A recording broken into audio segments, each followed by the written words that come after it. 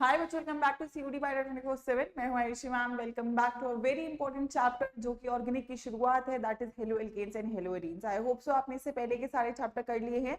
Coordination हम थोड़ा सा रुक के करेंगे क्योंकि वो एक बड़ा चैप्टर है एंड उससे पहले डी एंड एफ ब्लॉक में दे चुकी हूँ, तो उसको आप कंप्लीट कर लीजिए। लेकिन मीन वाइल क्योंकि बहुत सारे बच्चों के जो स्कूल की भी अगर मैं बात करूँ तो उसमें ऑर्गेनिक स्टार्ट हो गई है एंड एग्जाम्स में भी आ रहा है, तो हम पहले एक बार ऑर्गेनिक के चैप्टर्स जो मेन है उनको कंप्लीट यहाँ पर कर लेते हैं। तो वीडियो को सभी लोग लाइक और शेयर जरूर कर दीजिएगा क्योंकि ये काफी ज्यादा इंपॉर्टेंट मंच और बच्चों आपके लिए होने वाला है। ठीक है, तो ऑर्गेनिक की शुरुआत होती है यहाँ से और क्लास 12 में आप पढ़ते हैं फंक्शनल ग्रुप्स को, जैसे कि halo alkanes, halo arenes, alcohol, phenol ether, aldehyde, ketone, carboxylic acid, amines. तो सारे फंक्शनल ग्रुप्स आप क्लास 12 में पढ़ते हैं। अब कैसे पढ़ते हैं? आप हर एक चैप्टर में कॉमन पैटर्न ऑब्जर्व करोगे, जैसे कि सभी में आप लोग सबसे पहले हमेशा चैप्टर का एक इंट्रोडक्शन रहेगा, देन हम लोग जो भी हमारा कंपाउंड है उसकी प्रिपरेशन सीखेंगे, फिर हम उनकी फिजिकल प्रॉपर्टी सीखेंगे, मेल्टिंग पॉइंट, बॉइलिंग पॉइंट, ऐसे, एंड देन लास्टली हम उनके रिएक्शन सीखेंगे। तो हर ऑर्गेनिक के चैप्टर में यही सीक्वेंस आपका फॉलो हो रहा होगा। ठीक है, तो सबसे पहले एक बेसिक इंट्रोडक्शन ले लेते हैं। अगर मैं हेलो एल्कीन्स और हेलो एरीन्स की बात कर रही हूँ तो इसका मतलब क्या है? जब भी आपके पास एक हाइड्रोकार्बन है, ठीक है, R H is your hydrocarbon, अरे बाप रे, R H is your hydrocarbon, ठीक है, ठीक है। तो अगर मैं इस हाइड्रोजन की जगह एक हेलोजन को लगा रही हूं, ठीक है, तो मैंने क्या बनाया, मैंने यहाँ पे एल्कीन के साथ हेलोजन को लगाया, तो उसको आप क्या बोलोगे? Halo alkane. ठीक है, तो अभी आर ग्रुप एल्काइल भी हो सकता है और अराइल भी हो सकता है। एल्काइल का मतलब नॉर्मल बिना साइक्लिक कंपाउंड और एराइल का मतलब बेंजीन रिंग। तो दो टाइप से यहाँ पे आप लोग के कंपाउंड्स एग्जिस्ट कर रहे होंगे। अगर ये आपका ग्रुप एक एल्काइल ग्रुप है, ठीक है, एल्काइल का मतलब उसमें कोई भी बेंजीन रिंग नहीं है, ठीक है, तो ऐसे कंपाउंड को आप क्या बोलेंगे? Hello alkene. ठीक है, लेकिन अगर आपके पास यहाँ पे एक बेंजीन रिंग बेटा प्रेजेंट है, दैट इज अगर आपके पास ये बेंजीन रिंग प्रेजेंट है और आपने इसके हाइड्रोजन को हटा के यहाँ पे हेलोजन लगाया, तो ये कहलाएगा हेलो एरीन। रिंग को बोलते हैं एरीन, राइट। सो यहाँ पर हमारे पास दो टाइप की चीजें होंगी, that is hello alkene, hello arene. What will be the product? That is hello arene. A R का मतलब होता है arene. Can you name this compound? तो यहाँ पे आपको नाम दे दिया है hello arene. Hello arene is the IUPAC name. ठीक है, तो हम दो चीजों को पढ़ रहे होते हैं इस चैप्टर में, that is halo alkanes and halo arenes. ठीक है, तो हेलो एल्केन क्या है? Halo alkane contain halogen atoms और atom attach to sp3 carbon of an alkyl group. कोई भी आपके पास एक नॉर्मल ग्रुप है और इस पे हेलोजन लगा दिया है, तो ये आपका हेलो एल्केन कहलाएगा। ठीक है, राइट है, आई होप सो आपको दिख रहा है। और हेलो एरीन की अगर मैं बात करूं तो हेलोजन एटम जब आपके sp2 कार्बन से लगा है ऑफ अराइल ग्रुप, यानी कि जैसे कि एक बेंजीन रिंग है और इससे आपका हेलोजन जुड़ गया है, तो ये आपका क्या कहलाएगा? Hello arene. ठीक है, तो हमारे पास इस चैप्टर में दोनों चीजें होंगी, हेलो एल्केन्स और हेलो एरीन्स, दोनों हमारे को क्लियर होने चाहिए, प्रिपरेशन, रिएक्शन और फिजिकल प्रॉपर्टीज। ठीक है, उससे पहले हमें एक बेसिक क्लासिफिकेशन भी देखना। जैसे अगर आप देखो, ये क्या है? दो कार्बन का इथेन, हेलोजन लगा दिया तो हेलो इथेन। अगर मेरे पास बेंजीन रिंग है और बेंजीन रिंग से मैंने इसको जोड़ दिया, तो ये क्या कहलाएगा? Hello arene. ठीक है, तो रिंग के साथ एरीन, बिना रिंग के साथ एल्केन। सबसे पहली चीज इस चैप्टर में आती है क्लासिफिकेशन ऑफ हेलो एल्केन्स। दो कैटेगरी में आप बच्चों क्लासिफिकेशन कर सकते हो। पहला क्लासिफिकेशन कर सकते हो on the basis of number of halogen atom.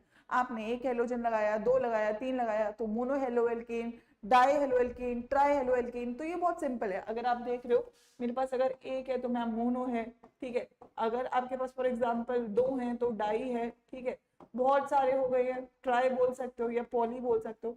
तो on the basis of number आप इजीली क्लासिफाई कर दोगे कि मैम ये मेरा मोनो हेलो एल्केन कंपाउंड है, डाई है, ट्राई है, टेट्रा है या पॉली है। ठीक है, और दूसरा क्लासिफिकेशन आएगा on the basis of your hybridisation. ठीक है, अगर मैं यहाँ पे बात करूं, अगर आपका कार्बन सिंगल बॉन्ड से जुड़ा हुआ होता है तो उसको sp3 कार्बन बोलते हैं बच्चों। अगर आपका कार्बन डबल बॉन्ड से जुड़ा हुआ होता है तो उसको आप sp2 कार्बन बोलते हो। और अगर आपका कार्बन ट्रिपल बॉन्ड से जुड़ा होता है तो उसको आप sp कार्बन बोलते हो। तो on the basis of hybridisation आप फर्दर क्लासिफिकेशन करोगे। तो सबसे पहले अगर मैं on the basis of sp3 carbon बोलूं तो मेरे पास पहली क्लासिफिकेशन आती है यहाँ पे प्राइमरी, सेकेंडरी और टर्शरी एल्काइल हैलाइड। ठीक है। अगर मैं प्राइमरी की बात कर रही हूँ तो प्राइमरी इज जब आपका हेलोजन एक कार्बन एटम से जुड़ा है, वो कार्बन जिससे आपका हेलोजन जुड़ा है, अगर वो 2 कार्बन एटम से जुड़ा है तो सेकेंडरी हो जाएगा, और अगर वो 3 कार्बन एटम से बच्चों जुड़ा है तो वो आपका टर्शरी कहलाएगा। ठीक है, this will be your tertiary hello alkene. ठीक है, क्लियर है सभी लोगों को? तो पहला कैटेगरी तो ये हो जाएगा। ठीक है, राइट एवरीवन। अगर मैं दूसरी कैटेगरी की बात करूं, उससे पहले let's just understand two simple exclusive cases, that is geminal and vicinal dihalide. Dihaloalkene में ये एग्जिस्ट करेगा जब 2 हेलोजन सेम कार्बन पे लगते हैं तो उसे जेमिनल डाइहैलाइड बोलेंगे, और जब 2 हेलोजन एडजेसेंट कार्बन एटम पे लगेंगे बच्चों तो उसको विसिनल डाइहैलाइड बोलेंगे। तो डाइहैलाइड्स 2 कैटेगरी, अब जो मैंने वो बोला था मोनोहेलाइड, वैसे तो हम sp3 कार्बन के बेसिस पे भी कर सकते हैं, बट मोनोहेलाइड्स ही आपकी प्राइमरी सेकेंडरी टर्शरी होंगी। डाइहैलाइड्स 2 कैटेगरी में डिवाइड होगी, जेमिनल और विसिनल। जेमिनल में आपके दोनों हेलोजन सेम कार्बन पे है, विसिनल में एडजेसेंट कार्बन पे लगेंगे। ठीक है, राइट है। आइए अब उसके बाद हमारी 3 कैटेगरी हो जाएगी, that is on the basis of sp3 carbon, sp2 carbon और sp कार्बन। हमारे सिलेबस में sp3 और sp2 कार्बन पे क्लासिफिकेशन रहेगा। ठीक है, तो अगर मैं on the basis of sp3 carbon की बात करूं, तो क्लासिफिकेशन रहेगी प्राइमरी, सेकेंडरी, टर्शरी। जैसे कि अभी मैंने आपको बताया था कि अगर एक हेलोजन से जुड़ा, एक कार्बन से जुड़ा है तो प्राइमरी हो जाएगा, अगर 2 कार्बन से जुड़ा है तो सेकेंडरी हो जाएगा। ठीक है, और अगर 3 से जुड़ा है बच्चों तो टर्शरी हो जाएगा। तो मेरे पास 3 यहाँ पे क्लासिफिकेशन निकल कर आएंगी। ठीक है, राइट।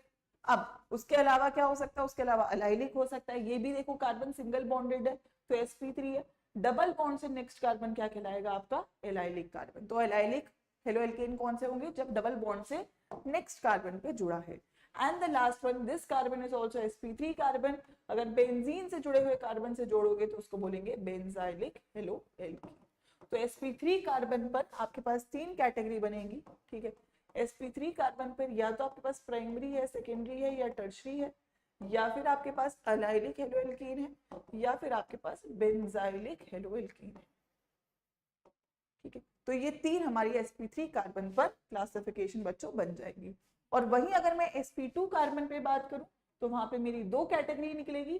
अगर halogen directly double bonded carbon से जुड़ा है तो ये आपका क्या कहलाएगा? विनाइलिक डाइहैलाइड, और जब वो डायरेक्टली बेंजीन से जुड़ जाएगा तो वो क्या कहलाएगा? आपका अराइलिक हेलाइड, या फिर इसी को आप हेलोएरीन भी बोल सकते हैं। तो आपको सबसे पहली चीज ना क्लासिफिकेशन क्लियर होनी चाहिए मैम। प्राइमरी, सेकेंडरी, टर्शरी क्या है?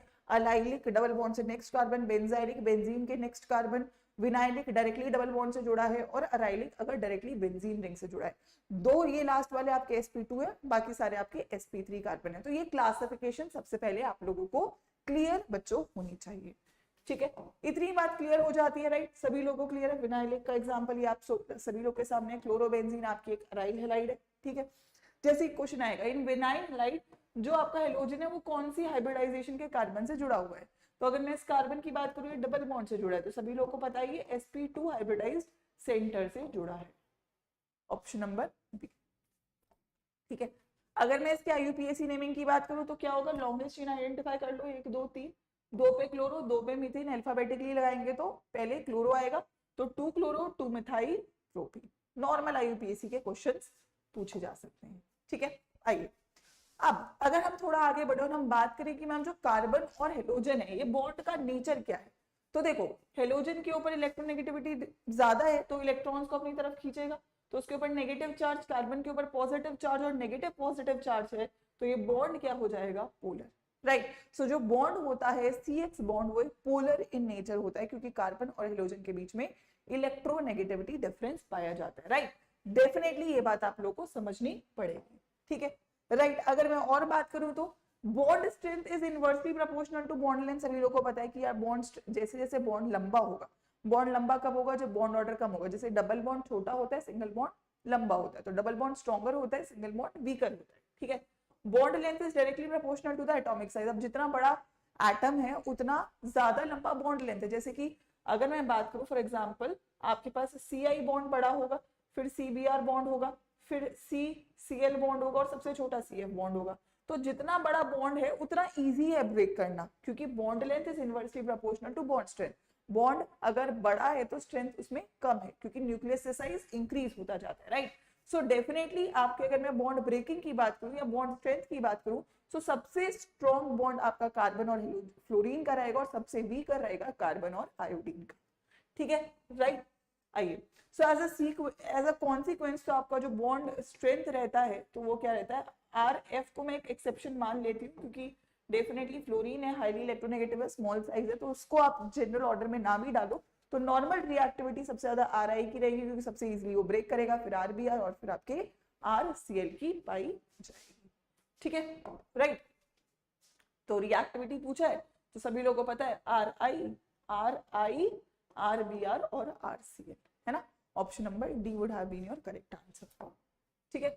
आइए अब शुरू करते हैं मेथड्स ऑफ प्रिपरेशन। तो प्रिपरेशन देखो हमारी हो सकती है एल्कोहल से, एल्केन से, एल्कीन से, एल्काइन से और हेलोजन एक्सचेंज रिएक्शन से।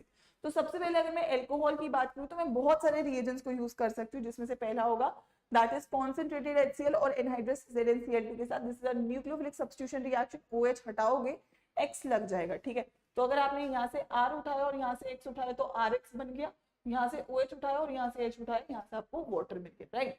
सो एल्कोहल रिएक्ट करता है HX के साथ to give alkyl halide, this is dehydration. और यहाँ पर अगर मैं इस रिएजेंट की बात करूँ तो उसको आप क्या बोलते हैं, ल्यूकस रिएजेंट। इस प्रोसेस का नाम क्या होता है, ग्रूव्स प्रोसेस। एक नाम, अगर हम एक बेसिक नेम रिएक्शन की तरह भी इसको देखें।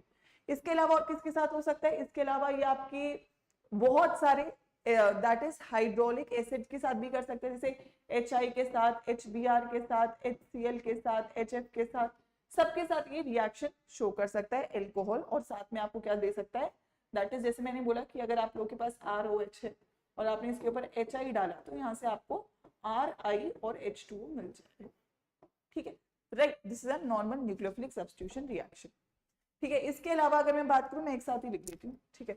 देखिए अगर मेरे पास ROH है तो मैं इसके ऊपर फॉर एग्जाम्पल सबसे पहले मैंने HCl प्लस ZnCl2 डाल दिया, तो यहाँ से मुझे दैट इज RCl और वाटर मिल गया, ठीक है। मैं SOCl2 डाल सकती हूँ which is obviously the best reagent, तो यहाँ से मुझे RCl plus SO2 plus H2O मिल जाएगा। अगर मैंने इसके ऊपर PX3 डाला, PX3 के साथ 3 मोल्स आप यूज करेंगे अल्कोहल के, तो यहाँ से आपको 3RX और क्या मिल जाएगा, H3PO3 मिल जाएगा। अगर आप PX5 डालेंगे बच्चों तो यहाँ से क्या मिल जाएगा, RX, ठीक है। और उसके अलावा हमें मिलेगा यहाँ से POR, मैं यहाँ पे PX3 की जगह PCl5 ही लिख रही हूँ डायरेक्टली, ठीक है, PCl5। तो यहाँ से मिल जाएगा RCl POCl3, ठीक है। और साथ ही में हमारे को यहाँ से क्या मिल जाएगा एवरीवन, अगर मैं बात करूँ एक हाइड्रोजन बच गया है तो HC, ठीक है।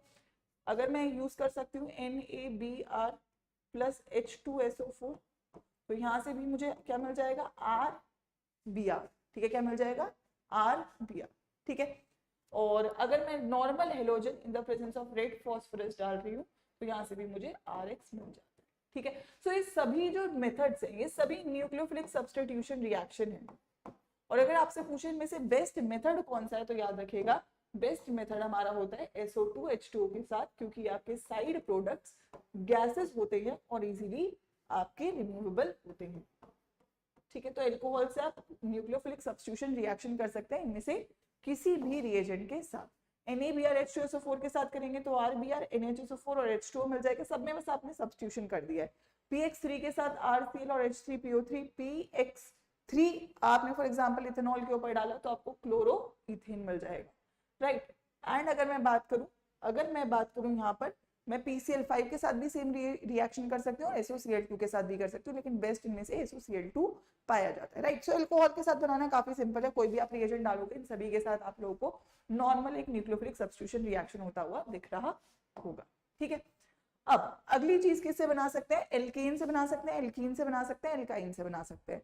सबसे पहले अगर मैं एल्केन से बात करूं तो हम यूज करेंगे यहाँ पे that is your free radical substitution reaction, ठीक है। तो अगर आप लोग सनलाइट की प्रेजेंस में, ठीक है, नॉर्मल कोई भी एल्केन है उसके ऊपर Cl2 डालेंगे तो क्या होगा, यहाँ से HCl निकल जाएगा और आपको RCl मिल जाएगा, राइट। सो बेसिकली यहाँ पर ये रिएक्शन उतना होता है जितने जितने टाइप के आपके पास हाइड्रोजन होते हैं, राइट। फॉर एग्जांपल अगर मैंने इसके ऊपर Cl2 in the presence of H डाला तो मेरे पास यहाँ पे एक ही टाइप का हाइड्रोजन है, तो यहाँ से मेरे को क्या मिलेगा, CH3 CH2 Cl। अगर मेरे पास फॉर एग्जांपल 3 कार्बन है और इसके ऊपर मैंने Cl2 H डाला तो आपको लगेगा कि मैम 3 प्रोडक्ट मिलेंगे, एक इस पे लगा दो मैम, एक इस पे लगा दो मैम, और एक मैम बीच वाले पे लगा दो। बट इवेंचुअली बेटा ये दोनों प्रोडक्ट तो सेम ही है, 1 क्लोरोप्रोपेन, तो टेक्निकली कितने प्रोडक्ट मिले, 2 प्रोडक्ट। तो यहाँ पर आपको याद रखना है number of product is equal to number of different type of hydrogen, ठीक है, number of different type of hydrogen. For example अगर मेरे पास ये है और इसके ऊपर मैंने Cl2 H करा तो आपको यहाँ पे दिख रहा है कि मैम 4 प्रोडक्ट हैं, बट 4 प्रोडक्ट नहीं है बच्चों।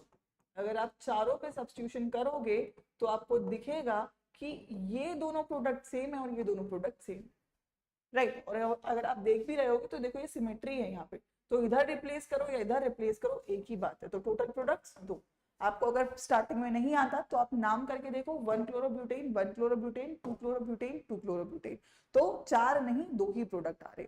जितने हाइड्रोजन है अलग अलग टाइप के उतने आपको प्रोडक्ट्स मिल रहे होंगे, ठीक है, राइट है। चलिए अब अगला आएगा आपका फ्रॉम एल्कीन। तो अगर मैं एल्कीन की बात करूं तो एल्कीन से बनाने के हैं 3 तरीके, ठीक है।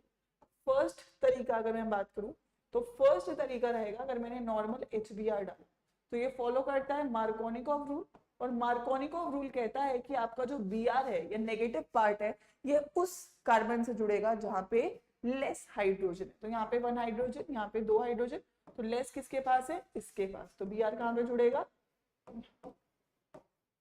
ठीक है।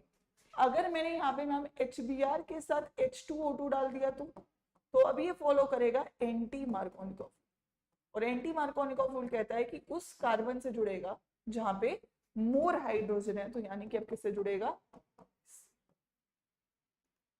और लास्टली अगर आपको दे दिया गया Br2CCl4 तो मैम क्या बनेगा, जब आप Br2CCl4 देखोगे तो याद रखना यहाँ पे क्या बनेगा आपका विसिनल डाइहाइड्राइड, ठीक है, दिस इज योर विसिनल डाइहाइड्राइड। अगर बोले ये दोनों एक दूसरे के क्या हैं तो आप बोलोगे 1 क्लोरो है 1 ब्रोमो है 2 ब्रोमो है, तो दोनों एक दूसरे के क्या होंगे, पोजिशनल, ठीक है, both of them will be the isomers. तो एल्कीन से बनाने के 3 तरीके हैं, एक नॉर्मल मार्कोनिकॉफ, एक एंटी मार्कोनिकॉफ और दूसरा आपका एडिशन रिएक्शन जिसमें आपको विसिनल डाइहाइलाइड मिल रहा होगा, ठीक है, राइट है। चलिए अगर ये हो जाता है हमारा, ठीक है, जो हमने लिखा भी है कि मार्कोनिकॉफ रूल क्या कहता है, negative part of the unsymmetrical reagent goes to the carbon containing less number of hydrogen atom. Normal Markovnikov rule यहाँ पे आपका फॉलो, ठीक है। लेकिन वही अगर मैंने H2O2 यूज कर लिया तो negative part gets attached to that carbon that is more number of hydrogen atom, अगर मैंने H2O2 की प्रेजेंस में रिएक्शन आप लोगों का कर दिया, ठीक है, right. And the last one is from alkynes. तो अगर आपके पास एल्काइन है, आपने इसमें 1 मोल HBr का डाला तो अंदर वाला जहां पे स्टेबल कार्बोकेटाइन है वहां पे Br ऐड हुआ, फिर आपने एक और मोल HBr का डाला तो दोबारा से अटैच होगा उसी कार्बन पे, तो यहां से आपको क्या मिलेगा, दैट इज योर जेमिनल डाइहाइलाइड। तो एल्काइन से आप जेमिनल डाइहाइलाइड बना सकते हो अगर आप यहाँ पे 2 मोल्स यूज करते हो किसके, HBr के। अगर आप क्या यूज करते हो, 2 moles of HBr, 2 moles use करना पड़ेगा, ठीक है, राइट है। अभी तक हमने जितनी भी प्रिपरेशन करी उसमें ब्रोमो या क्लोरो हमने बनाया, लेकिन अगर मैम हमें बनाना है क्या, that is if we have to make iodo, तो हम क्या करेंगे, तो आयोडो बनाने के लिए या फ्लोरो बनाने के लिए you need to use 2 reactions that are halogen exchange reaction, ठीक है। और हेलोजन एक्सचेंज रिएक्शन हमारे 2 हैं, पहला है फिंकलस्टीन रिएक्शन और दूसरा है स्वार्ट्ज रिएक्शन।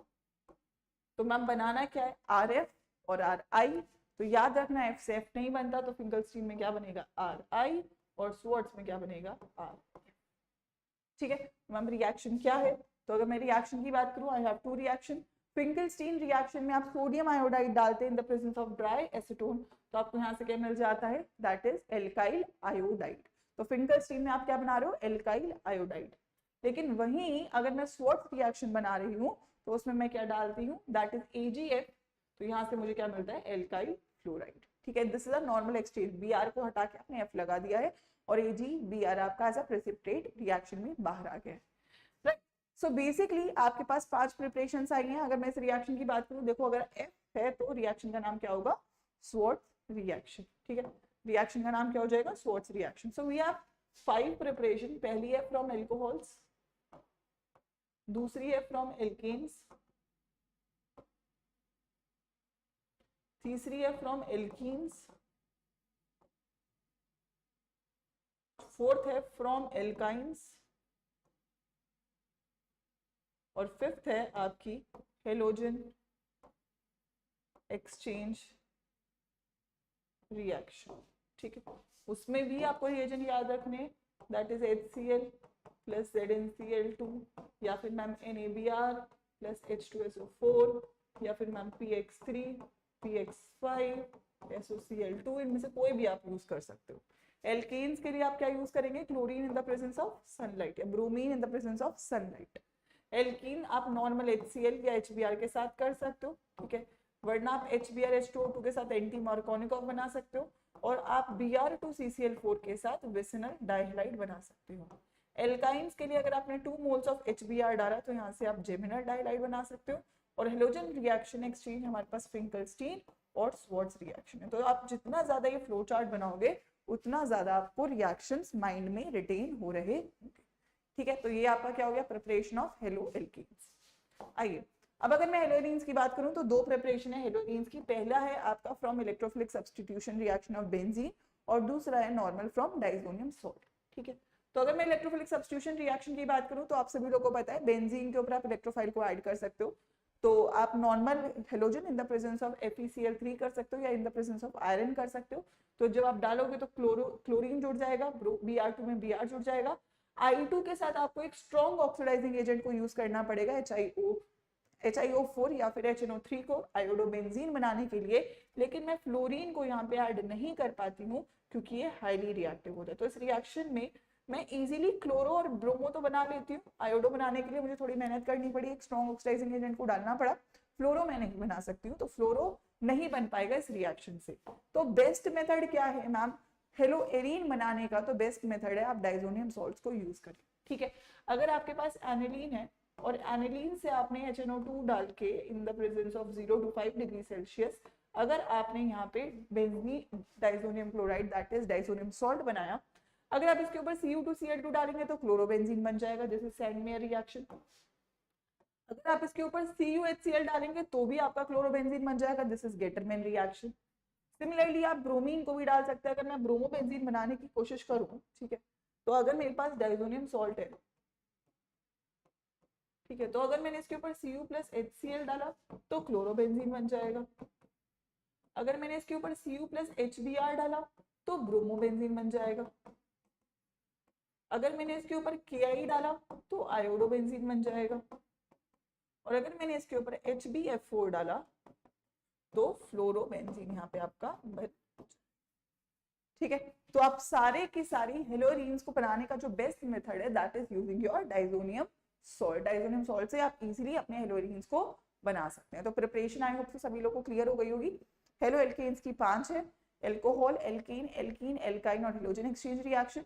हेलोरीन की 2 है, इलेक्ट्रोफिलिक सब्स्टिट्यूशन जिसमें आप फ्लोरोबेंजीन नहीं बना सकते हो, एंड सेकंड है diazonium salt that is the best method to prepare your haloarenes, क्योंकि इसमें आप सभी को सिंगल स्टेप रिएक्शंस में बना सकते हैं। ठीक है, तो यहाँ तक आपको याद रखना है। नेक्स्ट प्रिपरेशंस खत्म होती हैं तो हमारा आगे आ जाता है दैट इज फिजिकल प्रॉपर्टीज।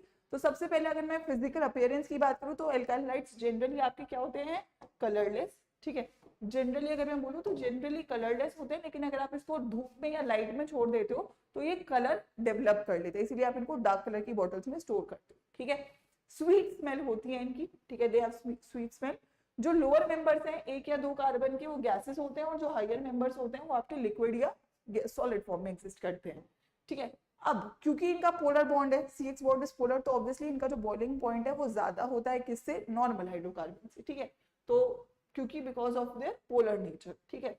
और दूसरा रीजन क्या होगा, अगर मैं बोलूँ, मैं बॉइलिंग पॉइंट का ऑर्डर बोलूँ, तो याद रखना boiling point is directly proportional to molecular interaction, वो तो बात है ही। लेकिन जब आप आपस में हेलो एल्केन्स को कंपेयर करोगे तो पहली बात आप मॉलिक्यूलर मास कंपेयर करोगे, जिसका मॉलिक्यूलर मास ज्यादा है हमेशा उसका बॉइलिंग पॉइंट ज्यादा होगा। और दूसरा आप ब्रांचिंग कंपेयर करोगे तो ब्रांचिंग कम होगी तो बॉइलिंग पॉइंट ज्यादा होगी, ठीक है। ब्रांचिंग कम होगी तो बॉइलिंग पॉइंट ज्यादा होगा। जैसे कि फॉर एग्जाम्पल अगर मेरे पास ये है और मेरे पास ये है और मेरे पास ये है, ठीक है। तो अगर ये A है, ये B है और ये C है, तो सबसे देखो 4 कार्बन है और क्लोरीन है, तो मॉलिक्यूलर मास तो सबका सेम है, इसमें कोई ब्रांचिंग नहीं है, इसमें एक ब्रांचिंग और इसमें 2 ब्रांचिंग है। तो सबसे कम ब्रांचिंग किसमें है, अगर मैं बोलूँ सबसे कम ब्रांचिंग किसमें है, दैट इज A में, फिर B में और फिर C में। तो ये ऑर्डर आपका बॉइलिंग पॉइंट का निकल कर, this will be the order for your boiling, ठीक है, राइट है। अगर मैं सॉल्युबिलिटी की डेंसिटी की बात कर लेती हूँ पहले, तो डेंसिटी ग्रेटर होती है पानी से, ठीक है, क्योंकि ऑब्वियसली इनका मॉलिक्यूलर मास भी ज्यादा होता है। लेकिन अगर मैं सॉल्युबिलिटी की बात करूँ तो पानी में दे आर लेस सॉल्युबल और ऑर्गेनिक सॉल्वेंट्स में दे आर मोर सॉल्युबल। क्यों? क्योंकि जब पानी में आप इनको डिसॉल्व करते हो तो जो ये एनर्जी रिलीज करते हैं वो कंपेरेटिवली कम होती है in comparison to the hydrogen bonding जो ओरिजिनली वाटर मॉलिक्यूल्स में है। उस वक्त जो एनर्जी रिलीज हो रही है और जब आप पानी के साथ इनकी हाइड्रोजन बॉन्डिंग करो तब जो एनर्जी रिलीज हो रही है वो कम हो रही है। तो जो बाद में एनर्जी वो कम रिलीज हो रही है तो ऑब्वियसली कोई स्टेबल चीज नहीं बन रही, और स्टेबल चीज नहीं बन रही तो डेफिनेटली वो सॉल्युबल कम होते हैं। तो पानी में कम सॉल्युबल होते हैं और ऑर्गेनिक सॉल्वेंट्स में ज्यादा सॉल्युबल पाए जाते हैं, ठीक है। ये इंपॉर्टेंट है, आपके पेपर में पूछा जा सकता है, ठीक है। आइए अब बारी आ जाती है रिएक्शंस की, तो हम उल्टे से शुरू कर रहे हैं। सबसे पहले हम एलिमिनेशन रिएक्शन करते हैं। सो अगर मैं एलिमिनेशन रिएक्शन की बच्चों बात करूं, this is your, there are 3 reactions जो हमारे हेलो एल्केन्स के होते हैं। पहला है एलिमिनेशन, दूसरा है रिएक्शन विद मेटल्स और लास्ट में हम पढ़ेंगे न्यूक्लियोफिलिक सब्स्टिट्यूशन रिएक्शन। तो सबसे पहले हम एलिमिनेशन, देखो एलिमिनेशन का मतलब क्या है, सिंपली आपके पास हेलोजन है, ठीक है, आप क्या करते हो यहाँ से ये रिमूव करवा रहे हो, यहाँ पे आप एल्कीन बना रहे हो। तो आप बेसिकली एल्केन से एल्कीन बनाते हो किसमें, एलिमिनेशन रिएक्शन में, जब आप एलिमिनेट करते हो एक छोटे मॉलिक्यूल HX को, ठीक है, right. This is a single step reaction, ठीक है। तो यहाँ पे क्या हो रहा है, आप एल्काइल हैलाइड से एल्कीन बना रहे हो, आप क्या कर रहे हो, डीहाइड्रोहेलोजिनेशन। आप H और X दैट इज हाइड्रोजन और हेलोजन को रिमूव करवा रहे हो, तो दैट इज डीहाइड्रोहेलोजिनेशन रिएक्शन। और इसका रिएजेंट क्या होता है, एल्कोहलिक KOH, ठीक है। एल्कोहलिक KOH बहुत इंपॉर्टेंट है, ठीक है। तो क्या करना है, जैसे कि RX पे आपने KOH डाला तो यहाँ से आपको एल्कीन मिलता है, KX बाहर आ जाता है और वाटर बाहर आ जाता है, ठीक है। जैसे कि ये रिएक्शन है, तो ये आपका अल्फा कार्बन है जिससे आपका Br जुड़ा है और ये बीटा कार्बन है। तो यहाँ पे क्या होता है, हाइड्रोजन और Br आपका रिमूव हो जाता है और यहाँ पे आपको एल्कीन मिल जाती है। तो मैम सवाल आएगा कि कितनी एल्कीन्स मुझे यहाँ पे मिल सकती हैं, ठीक है। देखो अगर एक नॉर्मल आपका फॉर एग्जाम्पल X है, ठीक है, और आपने एल्कोहलिक KOH डाला तो इसके पास तो एक ही अल्फा हाइड्रोजन है। तो हाइड्रोजन क्या करता है, अपने इलेक्ट्रॉन्स को यहाँ पे देता है और इसको रिमूव करवा देता है, ठीक है। तो यहाँ से आपको एल्कीन मिल गई एक। लेकिन फॉर एग्जाम्पल अगर आपके पास, अब चलो ये भी है, अब ये भी हाइड्रोजन और ये भी हाइड्रोजन, बट अभी भी ये दोनों हाइड्रोजन सेम है। तो अगर आप दोनों में से किसी से भी एल्कीन दोगे तो एक एल्कीन ये बनेगी और एक एल्कीन ये बनेगी, और दोनों एल्कीन सेम है तो यहाँ पर भी आपको एक ही प्रोडक्ट मिल रहा है, ठीक है। लेकिन अगर आपके पास कोई अनसिमेट्रिकल कंपाउंड आ गया, फॉर एग्जाम्पल ये, ठीक है, फॉर एग्जाम्पल ये, तो मैम कितना प्रोडक्ट मिलेगा, एल्कोहलिक। पहली बात तो प्रोडक्ट 2 ही मिलते हैं क्योंकि 2 ही अल्फा हाइड्रोजन पॉसिबल है, 2 ही पड़ोसी हो सकते हैं। तो जब इधर से ये देगा तो एल्कीन क्या बनेगी, बीच वाले कार्बन पे, और जब इधर से ये देगा तो एल्कीन कहाँ पे मिलेगी आपको, साइड वाले कार्बन, ठीक है। अब मेजर एल्कीन कौन सी होती है, जिसके पास ज्यादा अल्फा हाइड्रोजन, तो ये अल्फा कार्बन CH3 तो कितने अल्फा हाइड्रोजन, 6 अल्फा कार्बन, इस पे एक ही alpha is the adjacent carbon, तो ये 2 हो गए, तो 2 अल्फा, तो ज्यादा अल्फा इसके पास है, तो ये आपका क्या बनेगा, मेजर, ठीक है। तो जब आप एल्कीन का फॉर्मेशन करोगे तो जहां पर मोर अल्फा हाइड्रोजन होंगे वो वाला प्रोडक्ट आपका हमेशा मेजर प्रोडक्ट बन रहा हो, ठीक है। क्लियर है बात, राइट। जैसे कि इसमें था, अब इसमें तो एक ही अल्फा हाइड्रोजन है, ठीक है, इधर से निकालो इधर से निकालो एक ही प्रोडक्ट मिला, ठीक है। अब अगर मैं यहाँ पे भी अगर मैं बात करूँ तो यार इधर से निकालो इधर से निकालो इधर से एक ही प्रोडक्ट बनेगा, तो यहाँ पर भी आपको एक ही प्रोडक्ट मिला, ठीक है। लेकिन अगर आपके पास कोई अनसिमेट्रिकल एल्कीन होगी, जैसे कि मैंने आपको बताया, तो वहां पे आपको चेक करना पड़ेगा जिस एल्कीन के पास ज्यादा अल्फा हाइड्रोजन होंगे वो आपका मेजर प्रोडक्ट बना रहा होगा। ठीक है, तो एलिमिनेशन रिएक्शन में आपको इसी बात का ध्यान रखना है। वन स्टेप का रिएक्शन है, एल्कोहलिक KOH की प्रेजेंस में होता है। It is a endothermic reaction, आपको हीट देना पड़ेगा। ठीक है, you need to give it heat. Next है रिएक्शन विद मेटल्स। तो रिएक्शन विद मेटल्स दो हैं, एक सोडियम के साथ, एक मैग्नीशियम के साथ। सोडियम के साथ वुड्स रिएक्शन, मैग्नीशियम के साथ फॉर्मेशन ऑफ ग्रिग्नार्ड रिएजेंट। ठीक है, Wurtz reaction is a photocopy reaction, कुछ नहीं कर रहे हैं। अगर आपके पास RX है और आपने इसके ऊपर सोडियम डाला और दूसरा भी आपके पास RX है, तो यहाँ से कुछ नहीं होगा, ये आपका एलिमिनेट हो जाएगा और साथ में आपको यहाँ पे RR और 2NX मिल जाएगा। तो आप क्या करते हो, फोटोकॉपी, आप डबल कर रहे हो। अगर आपने फॉर एग्जांपल इसके ऊपर सोडियम डाला तो ये आपको क्या दे देगा, 4 कार्बन। अगर आपने 3 कार्बन के ऊपर डाला, दैट इज हेलो एल्केन है मेरे पास, अगर आपने 3 कार्बन के ऊपर डाला तो ये आपको 6 कार्बन दे देगा। तो this is a photocopy reaction which is, जिसका मैकेनिज्म आपका फ्री रेडिकल सब्स्टिट्यूशन रिएक्शन से होता है। तो आपको कुछ नहीं करना, बस याद रखना यहाँ से हमेशा हमें सिमेट्रिकल एल्केन्स मिलेंगे with even number of molecules. हमेशा आपको इवन नंबर ऑफ मॉलिक्यूल्स मिल रहे होंगे, क्योंकि ऑब्वियसली 2 का डबल 4, 3 का डबल 6, किसी का भी आप डबल कर रहे हो तो ऑब्वियसली वो इवन नंबर ही आने वाले, राइट। जहां से भी हेलोजन निकला है वहीं पर आप सेम उसको ऐड कर देंगे, सेम आपने जो भी आपका एल्केन ग्रुप है। ठीक है, तो दोनों हेलो एल्केन है, तो ये वुड्स रिएक्शन। ठीक है, इस रिएक्शन से ऑब्वियसली मीथेन नहीं बना सकते क्योंकि मीथेन तो सिंगल है। अब एक को आप डबल करोगे तो 2 ही बनेगा ना, तो मीथेन तो नहीं बना सकते हो। सिमेट्रिकल एल्कीन इसमें बनता है हमेशा in this reaction, zinc metal is used. अगर इस रिएक्शन में आप सोडियम की जगह जिंक यूज कर लोगे तो रिएक्शन का नाम फ्रैंकलैंड रिएक्शन हो सकता है, तो जिंक को भी आप इसमें यूज कर सकते हो। ठीक है, मैग्नीशियम को नहीं यूज कर सकते, सोडियम को कर सकते हो और जिंक को यूज कर सकते हैं। सोडियम के साथ वुड्स रिएक्शन, जिंक के साथ फ्रैंकलैंड रिएक्शन, नाम बदल जाएगा। ठीक है, राइट, सभी लोग क्लियर है। जैसे कि यहाँ पे इसने मिथाइल ब्रोमाइड के साथ क्या बना दिया, इथेन, डबल कर दिया। ठीक है, राइट। आइए, वुड्स रिएक्शन सभी लोग क्लियर है। अगर फॉर एग्जांपल ब्रोमो इथेन के साथ किया तो एन-ब्यूटेन बना दिया, डबल कर दिया। ठीक है, राइट। आइए, अगर आपके पास this method is not useful for 2 different types of halo alkane, क्योंकि इससे आपको फॉर्मेशन ऑफ डिफरेंट एल्केन, मतलब अगर आपने 2 अलग अलग ले लिए, अब ये 2 पहले इसका डबल होगा, फिर इसका डबल होगा, फिर इन दोनों का आपस में डबल होगा। ठीक है, तो पहले आपने इसका डबल किया, फिर आपने फॉर एग्जांपल इसका डबल करा और इन दोनों को आपस में जोड़ा, तो 3 प्रोडक्ट बन गए। ठीक है, तो आपको मिक्सचर ऑफ एल्केन्स मिलेंगे। तो जनरली हम लोग इसको यूज नहीं करते हैं और मेजर हमेशा सिमेट्रिक वाला ही होगा। ठीक है, और इसे हम इसलिए generally different type of halo alkanes के लिए यूज नहीं करते क्योंकि उसमें मुझे मिक्सचर ऑफ प्रोडक्ट्स मिल जाएंगे। ठीक है, वहीं अगर मैं ग्रिग्नार्ड रिएजेंट की बात करूं तो जब आप एल्काइल हाइड्राइड पे मैग्नीशियम डालते हो तो यहाँ से बनता है RMgX which is your Grignard reagent. और अगर बाय चांस आपने इसके ऊपर वाटर डाल दिया तो water is positive, this is negative, तो R के ऊपर नेगेटिव चार्ज है तो R के साथ H जुड़ जाता है और Mg के साथ OH और X जुड़ जाता है। तो हम बोलते क्या है कि ये जो ग्रिग्नार्ड रिएजेंट है आप इसको हमेशा किस कंडीशन में यूज करते हो, ड्राई ईथर एनहाइड्रस, क्योंकि अगर आपने इसे थोड़ा सा भी वाटर दे दिया तो ये आपको कॉरेस्पॉन्डिंग हाइड्रोकार्बन दे देगा। और अगर आपको हाइड्रोकार्बन नहीं चाहिए, ग्रिग्नार्ड रिएजेंट ही चाहिए, तो आपको यूज करनी होगी anhydrous condition for the preparation.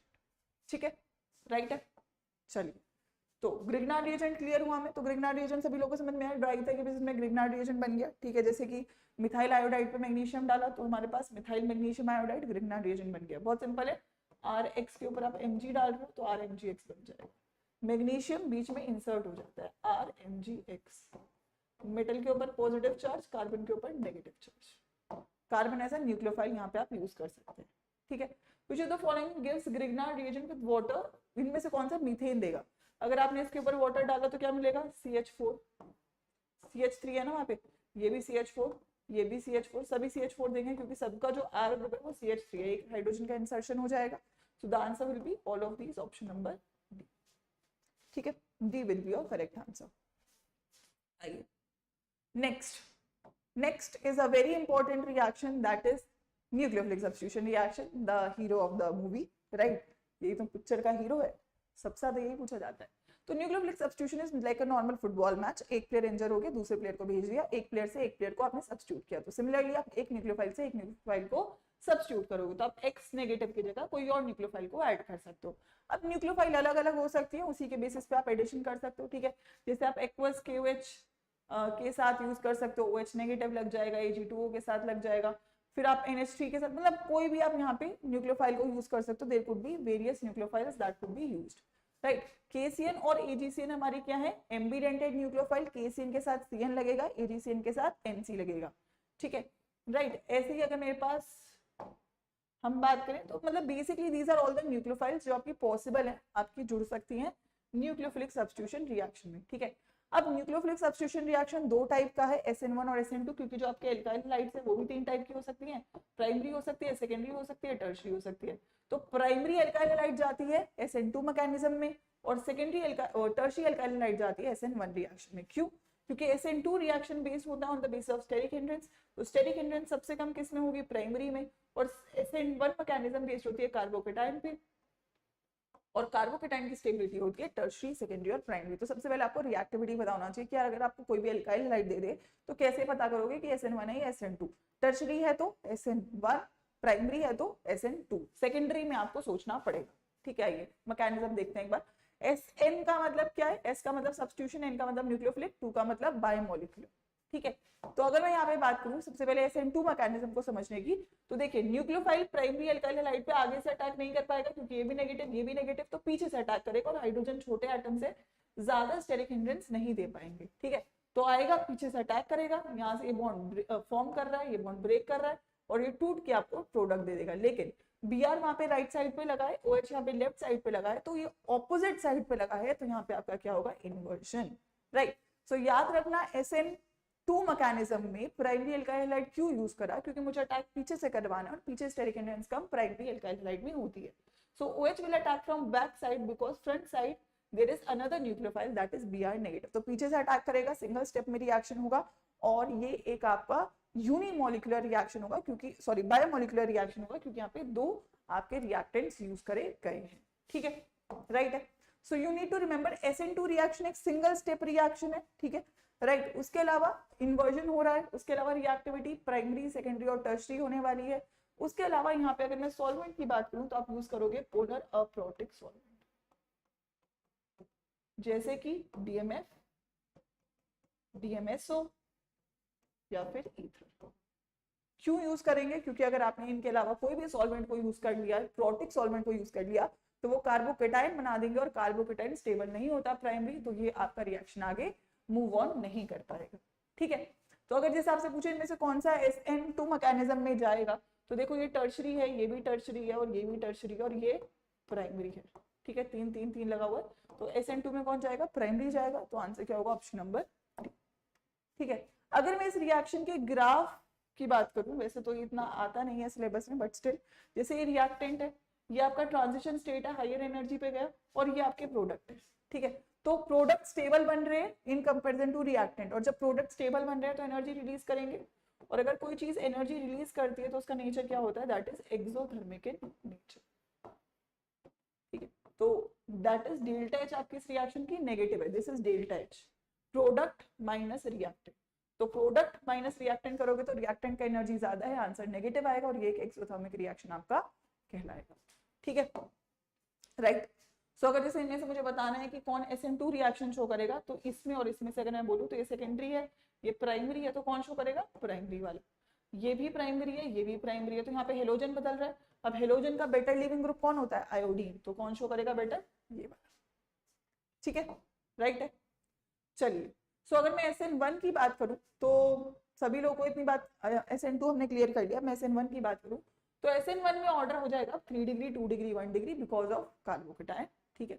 और SN1 हमारा होता है पोलर सॉल्वेंट्स में, क्योंकि जब पोलर सॉल्वेंट होगा न्यूक्लियोफाइल बहुत जल्दी निकलेगा, न्यूक्लियोफाइल जल्दी निकलेगा तो आप लोगों का एक कार्बोकेटाइन बनेगा, और कार्बोकेटाइन स्टेबलाइज होता है पोलर सॉल्वेंट से, तो जब भी कार्बोकेटाइन बनाना होता है हम जनरली पोलर सॉल्वेंट्स को यूज करते हैं, राइट। तो SN1 में आपका कार्बोकेटाइन बनता है मैकेनिज्म के अंदर। SN1 2 स्टेप का रिएक्शन है, जिसमें फर्स्ट स्टेप में कार्बोकेटाइन बनता है, वो स्लो स्टेप है और रेट डिटरमाइनिंग स्टेप है, और इसीलिए आपका जो रेट है वो केवल एल्काइल हैलाइड की कंसंट्रेशन के ऊपर डिपेंड करता है, ठीक है। अगर मैं बात करूं SN1 की रिएक्शन की, तो उसमें इन्वर्जन और रिटेंशन दोनों होता है, क्योंकि आपका कार्बोकेटाइन एक प्लेनर मॉलिक्यूल है, अटैक फ्रॉम बिहाइंड और अटैक फ्रॉम फ्रंट दोनों होता है। अगर मैं बात करूं यहाँ पर तो आपको रेसिमाइजेशन मिल रहा होता है, ठीक है, राइट है। सो अगर मैं एक बार इसकी मैकेनिज्म की बात कर लूं, ठीक है, एक सेकेंड, अगर मैं बात कर लूं तो बेसिकली इट इज लाइक अगर ये आपके पास एक टर्शरी एल्काइल हैलाइड है, ठीक है, और अगर आपने वाटर दिया तो पहले स्टेप में क्या होता है, ये आपका रिमूव हो जाता है और आपको यहाँ से क्या मिल जाता है, you get a carbocation. This is the first step. Second step में क्या होता है, इस कार्बोकेटाइन पे अटैक होता है न्यूक्लियोफाइल का, और ये प्लेनर मॉलिक्यूल है, तो न्यूक्लियोफाइल का अटैक फ्रॉम अबव भी होता है और फ्रॉम बिहाइंड भी होता है। तो आपको यहाँ से दो प्रोडक्ट मिलते हैं, एक बार न्यूक्लियोफाइल सेम डायरेक्शन में जुड़ जाता है और एक बार न्यूक्लियोफाइल ऑपोजिट डायरेक्शन में जुड़ जाता है। तो यहाँ पे आप लोगों का जब सेम डायरेक्शन में जुड़ा तो रिटेंशन होता है, और जब ऑपोजिट डायरेक्शन में जुड़ा तो इन्वर्जन होता है। तो देख लिया आपने, दो स्टेप का रिएक्शन है, पहला स्टेप स्लो स्टेप है, तो रेट केवल डिपेंड करता है किसके ऊपर, आपकी एल्काइल हैलाइड की कंसंट्रेशन के ऊपर।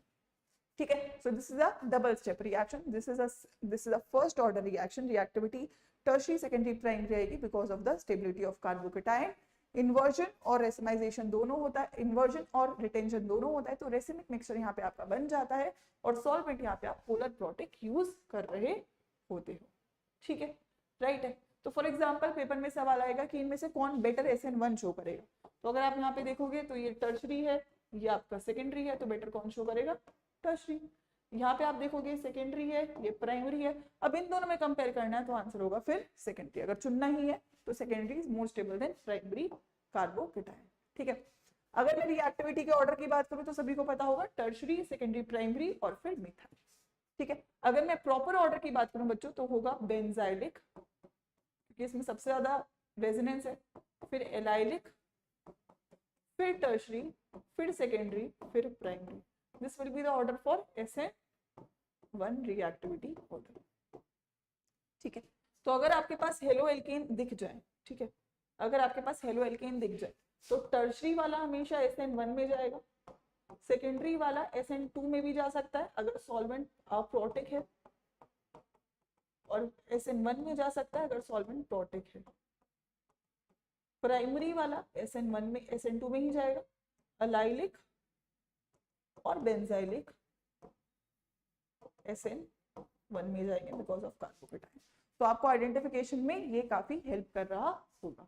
ठीक है, अब अगर मैं हेलो एरीन्स की बात करूं तो जब आप हेलो एरीन्स की बात करोगे तो आप देखोगे Cl के पास लोन पेयर है, वो यहाँ पे इलेक्ट्रॉन्स को डोनेट करेगा तो यहाँ पे डबल बॉन्ड आ जाएगा। तो अगर मैं CX बॉन्ड हेलो एरीन की बात करूं तो वो डबल बॉन्ड होता है, वहां पे पार्शियल डबल बॉन्ड कैरेक्टर आ जाता है बिकॉज ऑफ योर रेजोनेंस। और जब मैं हेलो एल्केन्स की बात करती हूँ तो वहां पे सिंगल बॉन्ड है, अब तोड़ना आसान क्या है, सिंगल बॉन्ड ज्यादा है। तो अगर मैं न्यूक्लियोफिलिक सब्स्टिट्यूशन करवाना चाहूँ हेलो एरीन्स का तो वो इजीली पॉसिबल नहीं होता। क्यों? क्योंकि यहाँ पे मैम एक पार्शियल डबल बॉन्ड कैरेक्टर आ जाता है, राइट। सो अगर हम बोले nucleophilic substitution reaction hello arene का तो नॉर्मली ये इजीली पॉसिबल नहीं है। ठीक है, तो अगर मैं बोलूँ ये इजीली पॉसिबल नहीं है तो उसके चार रीजन होते हैं। पहला, because of partial double bond character, अभी आपने देखा। उसके बाद अगर मैं बात करूं इसकी हाइब्रिडाइजेशन की तो यहाँ पर इसकी जो हाइब्रिडाइजेशन है वो sp2 है, और यहाँ पर अगर मैं नॉर्मल हेलोजन की बात करूं तो इसकी sp3 है। तो इसका इलेक्ट्रॉन नेगेटिविटी भी ज्यादा है, और इलेक्ट्रॉन नेगेटिविटी ज्यादा होने की वजह से ये अपने इलेक्ट्रॉन्स को रिलीज नहीं करता, और रिलीज नहीं करता तो ये न्यूक्लियोफिलिक सब्स्टिट्यूशन रिएक्शन नहीं हो पाता। तीसरा, अगर ये दे भी दे तो ये जो कार्बोकेटाइन बनाएगा ये हाईली अनस्टेबल होता है, तो ये भी रीजन है कि भाई ये कर नहीं पाता रिएक्शन। और अगर ये दूसरे तरीके से जाए तो यहाँ पर जब आप देख रहे हो कि जो आपके कार्बन था वो नॉर्मल मीथेन का आपका स्टेरिक हिंड्रेंस नहीं ले पाता, तो इसका तो बहुत ही बड़ा स्टेरिक हिंड्रेंस है। तो इतने बड़े स्टेरिक हिंड्रेंस की वजह से ये रिएक्शन ये नहीं कर पाता। तो बेसिकली आपका न्यूक्लियोफिलिक सब्स्टिट्यूशन रिएक्शन हेलोरीन्स का नहीं होता, तो उसके चार रीजंस होते हैं। पहला, because of partial double bond character, दूसरा बिकॉज ऑफ sp2 हाइब्रिडाइजेशन, तीसरा because of unstable carbocation, and चौथा बिकॉज ऑफ स्टेरिक हिंड्रेंस। तो इन चार रीजंस की वजह से ये रिएक्शन नहीं हो पाता। लेकिन अगर आपको फिर भी ये रिएक्शन करना है तो आपको उसको देनी पड़ेगी काफी इंटेंस कंडीशन, दैट इज सबसे पहले अगर आप इसके ऊपर डाउस प्रोसेस बोलते हैं 623 केल्विन का टेम्परेचर 300 atm प्रेशर दोगे तो यहाँ से आप लोगों को मिल जाएगा क्या, Cl हट जाएगा और यहाँ से आपको OH मिल जाएगा फिनॉल। ठीक है, that is you will get phenol. ठीक है, लेकिन अगर मैम आप चाहो कि इस कंडीशन को मैम थोड़ा माइल्ड डाउन कर दो तो आप क्या करोगे, आप यूज करोगे इलेक्ट्रॉन विड्रॉइंग ग्रुप NO2। ठीक है, क्यों मैम? क्योंकि NO2 क्या करेगा, इस बेंजीन रिंग से इलेक्ट्रॉन को विड्रॉ करेगा, और इलेक्ट्रॉन विड्रॉ करेगा तो न्यूक्लियोफाइल सोचेगा इसके पास आने की। ठीक है, तो अब वो टेम्परेचर क्या हो जाएगा 443 केल्विन, जो वहां पे क्या था, दैट वाज अगर मैं टेम्परेचर की बात करूँ 623, तो 623 से कितना हो गया 443। तो आपको एक एक थोड़ा रिलैक्सेशन मिला। फिर आपने कहा कि यार अगर ऐसा हो रहा है ना, तो मैं अगर 2 NO2 लगा दूं, तो अगर आपने 2 NO2 लगा दिए तो अब ये थोड़ा सा और सिंप्लीफाई हो जाएगा, और अब ये रिएक्शन आपका कितने पे होने लगेगा, दैट इज एट 368 केल्विन। और फिर अगर आप बोलो कि मैम अगर आपने ऐसा करा तो मैं तीनों जगह ही NO2 लगा देता हूँ, तो ऐसा अगर आपने कर दिया तो अब बस रिएक्शन में थोड़ा सा वार्म इसको करोगे तो भी आपका सब्स्टिट्यूशन हो जाएगा, और आपको यहाँ से क्या मिलेगा, सब्स्टिट्यूशन बिना हाई टेम्परेचर और कंडीशन के, और इस कंपाउंड को बोलेंगे picric acid. It is a very strong acid, ठीक है, this is your picric acid. ठीक है भाई, थोड़ा सा देखो चैप्टर बढ़ा है, लेकिन आप एक बार तसल्ली में सुन लोगे ना, और 2-3 बार एक बार इस लेक्चर को फास्ट फॉरवर्ड करके देख लेना, नोट्स पूरे बना लेना, तो आप लोगों को जो है चीजें याद होने लगेंगी, क्योंकि ऑर्गेनिक में आपको रिएक्शंस को याद करना पड़ेगा, बट सही सीक्वेंस में करोगे तो बेटर याद कर पाओगे। ठीक है, तो due to resonance CH processes everyone knows double bond character है, डबल बॉन्ड कैरेक्टर रेजोनेंस की वजह से यहाँ पे आ जाता है। ठीक है, अब ये वाला रिएक्शन तो सिंपल है, हेलोएरीन आपके पास एक इलेक्ट्रॉन डोनेटिंग ग्रुप है, और इलेक्ट्रॉन डोनेटिंग ग्रुप क्या होते हैं, ऑर्थो पैरा डायरेक्टिंग, तो इलेक्ट्रोफाइल तो इजीली आके जुड़ जाएगा क्योंकि इलेक्ट्रॉन रिच है। इलेक्ट्रोफाइल कौन सी पोजीशन पे जुड़ेगा, ऑर्थो और पैरा पे। हेलोजनेशन करोगे तो क्या जुड़ेगा, X पॉजिटिव। नाइट्रेशन करोगे तो क्या जुड़ेगा, NO2 पॉजिटिव। सल्फोनेशन करोगे तो क्या जुड़ेगा, SO3 पॉजिटिव, SO3H पॉजिटिव। अगर मैं फिडल क्राफ्ट रिएक्शन करूंगी तो या तो मैं एल्काइल जोड़ूंगी एल्काइलेशन में, या मैं एसिटाइल जोड़ूंगी तो एसिटाइलेशन भी हो सकता है। तो इनमें से सब जुड़ जाएगा ऑर्थो पैरा पोजिशन पे। ठीक है, जैसे कि अगर मैं बात करूं क्लोरीनेशन करा तो देखो ऑर्थो और पैरा पे जुड़ गया, पैरा वाला मेजर बनेगा। नाइट्रेशन करा तो ऑर्थो और पैरा पे नाइट्रेशन में, दैट इज रिएजेंट क्या है मेरे पास, that is HNO3, that is HNO3 और H2SO4। ठीक है, अगर मैंने फॉर एग्जांपल सल्फोनेशन किया तो कॉन्सेंट्रेटेड H2SO4 के साथ ऑर्थो और पैरा पे जुड़ गया, पैरा वाला मेजर बनेगा। एल्काइलेशन किया तो CH3Cl और एनहाइड्रस AlCl3 के साथ CH3 ऑर्थो पैरा पे जुड़ गया, मेजर हो गया। और अगर मैंने एसिटाइलेशन करा तो एसिटाइलेशन के केस में ऑर्थो पे भी COCl लग जाए, COCH3 लग जाएगा, और पैरा पे भी लग जाएगा, जिसमें से मेजर होगा मेरा पैरा। ठीक है, राइट है, so that is it, that is ortho और पैरा पे लग जाएगा और पैरा वाला आपका मेजर हो जाएगा। ठीक है, introduction of alkyl group to the benzene is known as alkyl use किया तो फिडल क्राफ्ट एल्काइलेशन रिएक्शन। ठीक है, and the last is reaction with metal, तो वहां पर जैसे वुड्स रिएक्शन था तो यहाँ पे 2 रिएक्शन होते हैं, वुड्स फिटिक और फिटिक। वुड्स रिएक्शन में आपने दोनों हेलोएल्केन्स को जोड़ा था, अगर आप दोनों हेलोएरीन को जोड़ोगे, पहली बार चलो एक हेलोएल्केन और एक हेलोएरीन को जोड़ोगे तो आपका बन गया एल्काइल बेंजीन, और रिएक्शन को बोला गया वुड्स फिटिक। और अगर आपने दोनों हेलोएरीन को ही जोड़ा तो होगा आपका फिटिक रिएक्शन, जिसमें आपको क्या मिलेगा, बाइफिनाइल।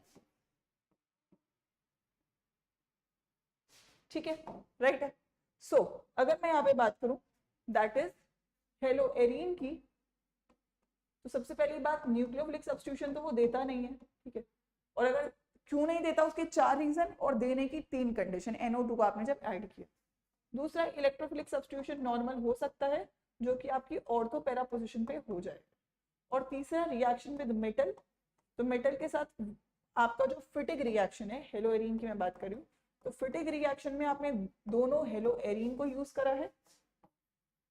और अगर मैं यहाँ पे बात कर रही हूँ वुड्स फिटिक रिएक्शन की, तो वुड्स फिटिक रिएक्शन में आपने एक हेलोएल्केन और एक हेलोएरीन को यूज किया। ठीक है, तो ये आपका क्या हो जाएगा, वुड्स फिटिक रिएक्शन। ठीक है, सो इतना आप लोगों के पास अगर चीजें क्लियर हैं तो काफी हद तक आप सॉर्टेड रहोगे। मैं पूरे चैप्टर को एक बार और आपके लिए समराइज करती हूँ, और जब आपने पूरा चैप्टर 2-3 बार देख लिया तो आपको भी इसी तरीके से समराइज करना है। सबसे पहले आपको क्लासिफिकेशन क्लियर होना चाहिए, sp3 और sp2। sp3 पे primary, secondary, tertiary, allylic, benzylic, और sp2 पे आपका विनाइलिक, और दैट इज योर अराइलिक। फिर आप लोग प्रिपरेशन पे आओगे, हेलोएल्केन्स की 5 प्रिपरेशन है, पहली अल्कोहल से, फिर एल्केन से, एल्कीन से 3 है, और फिर आपकी एल्काइन से आपने बनाया दैट इज जेमिनल और हेलोजन एक्सचेंज 2 रिएक्शन। हेलोरीन को बनाने के दो तरीके, इलेक्ट्रोफिलिक सब्स्टिट्यूशन और आपका that is your diazonium salt. Physical properties में आपको सॉल्युबिलिटी पता होनी चाहिए, पानी में नहीं होता है, ऑर्गेनिक सॉल्वेंट में होता है। बॉइलिंग पॉइंट वाटर पता होना चाहिए कि मॉलिक्यूलर मास के साथ बढ़ेगा, ब्रांचिंग के साथ घटेगा। फिर रिएक्शंस आएंगे, हेलो एल्केन के 3 reaction, nucleophilic substitution SN1 SN2, reactivity पता होना चाहिए, ऑर्डर पता होना चाहिए। एलिमिनेशन रिएक्शन में एल्कीन बनेगी, मेजर माइनर कौन सी होती है, अल्फा हाइड्रोजन के ऊपर डिपेंडेंट है। रिएक्शन विद मेटल्स की अगर मैं बात करूं, मैग्नीशियम के साथ ग्रिग्नार्ड रिएजेंट बना दोगे, पानी डालोगे तो हाइड्रोकार्बन दे देगा, और सोडियम डालोगे तो वुड्स रिएक्शन, दोनों जो आपके हेलो एल्कीन है जुड़ जाएंगे, आपको सिमेट्रिकल एल्कीन्स मिल जाएंगे। अगर मैं हेलोरीन के रिएक्शन की बात करूं, फिर से 3 रिएक्शन, न्यूक्लियोफिलिक सब्स्टिट्यूशन वो देता नहीं है क्योंकि डबल बॉन्ड कैरेक्टर हो जाता है उसके पास, sp2 हाइब्रिडाइजेशन होता है, कार्बोकेटाइन अनस्टेबल है, स्टेरिक हिंड्रेंस है। अगर करना है तो आप NO2 ग्रुप को ऐड करते हो, पहले एक जगह, फिर 2 जगह, फिर 3 जगह, जब तीनों जगह ऐड कर देते हो तो पिक्रिक एसिड बन जाता है। इलेक्ट्रोफिलिक सब्स्टिट्यूशन रिएक्शन नॉर्मल है, उसमें ऑर्थो और पैरा पोजीशन पे सब्स्टिट्यूशन हो रहा होगा, आप अलग अलग इलेक्ट्रोफाइल के साथ अपने सब्स्टिट्यूशन को कर सकते हो, जिसमें पैरा प्रोडक्ट आपका मेजर होगा। और लास्ट में रिएक्शन मेटल में आपका सोडियम होगा, दोनों हेलोरीन है तो फिटिक रिएक्शन, एक हेलोएल्कीन एक हेलोरीन है तो वुड्स फिटिक रिएक्शन। अगर इस तरीके से आपके दिमाग में चैप्टर क्लियर हो गया, ये आप चाहो तो ये जो लास्ट का मेरा जो मोनोलॉग है इसको आप रिकॉर्ड कर लो अलग से और आप इसको ही सुनो। जब आप इसको सुनोगे तो आपको 5 मिनट में दिमाग में चैप्टर का एक सीक्वेंसिंग क्लियर हो जाएगा, और फिर जब आप रिवाइज करोगे, लिखोगे तो आपके दिमाग में चैप्टर बैठने लगेगा। तो मेक श्योर करो कि ये मोनोलॉग आप क्लियर कर लो, क्योंकि रिएक्शन तो याद हो ही जाएंगे जब आपको ऑर्डर याद होगा, ठीक है। और फिर आप जब पेपर में सवाल आएगा तो उसे आप रिकॉग्नाइज भी कर पाओगे। बाकी हम लोग जब प्रैक्टिस करेंगे लाइव में तो हम इसके ऊपर क्वेश्चंस करेंगे, मैं चाहती हूँ उससे पहले आप सारी रिएक्शंस को एटलीस्ट याद करके आओ, ठीक है। सो दैट इज इट बच्चों, आई होप सो सभी लोगों ने मेरे साथ ये चैप्टर कंप्लीट कर लिया है और कोई डाउट नहीं है। एंड रेस्ट, अगर आप में से कोई बच्चा मेरे साथ डिटेल में पढ़ना चाहते हैं, क्योंकि ऑब्वियसली देखो वन शॉट में हम लोग इंटरेक्ट नहीं कर पाते, हम उतना टाइम एक चैप्टर को नहीं दे पाते, जैसे कि हम छोटे छोटे चंक्स में पढ़ेंगे तो हम और भी अच्छे से पढ़ेंगे। तो अगर कोई आप में से चाहता है बच्चों कि आप लाइव मेरे साथ पढ़ो, हर एक चीज को डिटेल में पढ़ो, क्योंकि वो डेफिनेटली काफी इंटरेस्टिंग है, तो आप जुड़ सकते हो बैचेस के साथ। That is CUET UG section में आपके पास CUET साइंस सेक्शन है, ठीक है। यहाँ पे आपका एक महापैक है जिसमें सारे बैचेस हैं, अदरवाइज आप जो फ्रेश बैच है समर्थ 2.0 को चेकआउट कर सकते हो। दैट इज दिस बैच, और इस बैच पे डिस्काउंट के लिए you can use my code, मैं हमेशा आपको बोलती हूँ Y513, इससे आपको डिस्काउंट मिल जाएगा और ये बैच आपको 9959 का मिल जाएगा, ठीक है। अदरवाइज आप महापाक भी देख सकते हो, आई थिंक 11,000 के आसपास का, ज्यादा डिफरेंस नहीं है। अगर आप पॉसिबल उसे ले सकते हो तो वो ले लो, और अगर आप एक सिंगल बैच लेना चाहते हो तो दिस इज परफेक्ट। इसमें टेस्ट सीरीज भी है और ऑलमोस्ट आपकी सारी चीजें कवर्ड रहने वाली है, डिटेल में सब कुछ कंप्लीट हो जाएगा और आपका CUET और बोर्ड्स दोनों कवर हो जाएगा, ठीक है। तो लाइव के लिए तैयार रहना, चैप्टर कंप्लीट करिएगा, नोट्स कंप्लीट करिएगा, मिलते हैं और क्वेश्चंस को करते हैं।